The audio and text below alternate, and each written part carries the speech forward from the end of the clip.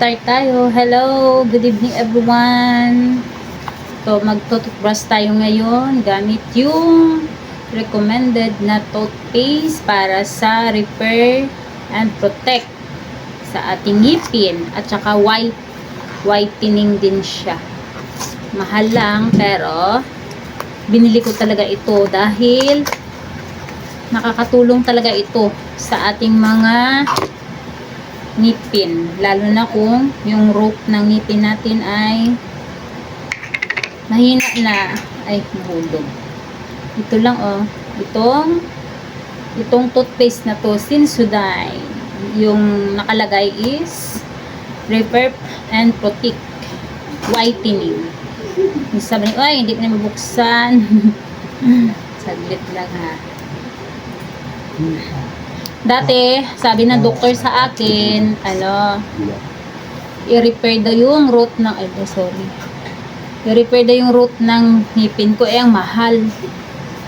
Tapos, nag-search ako, ayun, nakakita na ganitong toothpaste daw ang gagamitin para ma-heal daw yung ngipin natin na mga sumasakit-sakit na kailangan i-maintain sa doktor. Ito na lang. Lagay tayo. Then, toothbrush.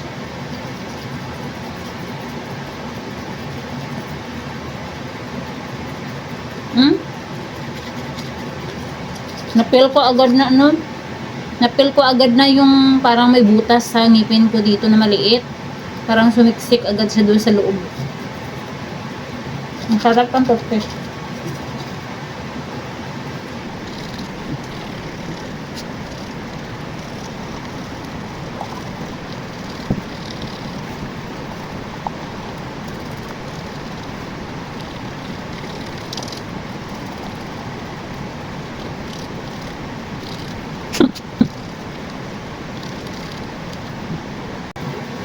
Ayan, tapos na. Tapos dapat pala guys, yung toothbrush na gagamitin natin yung dapat yung malambot, yung soap ang kalagay.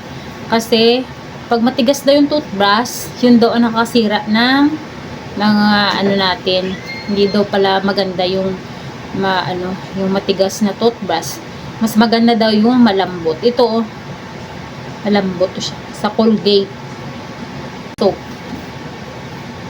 Yan, ganito. Maganda siyang lambot.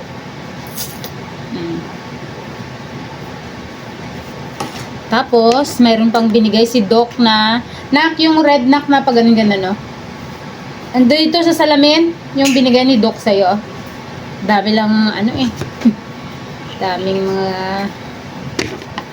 yung ganito, Tapos, dapat daw mag-toothbrush tayo ay parang, di ba, yung iba kumakanta ng happy birthday, yung iba nag-account, yung iba naman ganito, yan. Ganito. Baliktad mo siya, yung laman sa taas, bababa, hanggang maubos siya. Yun din ang tagal ng pag-toothbrush mo. Para maklin mabuti yung ating mga ngipin.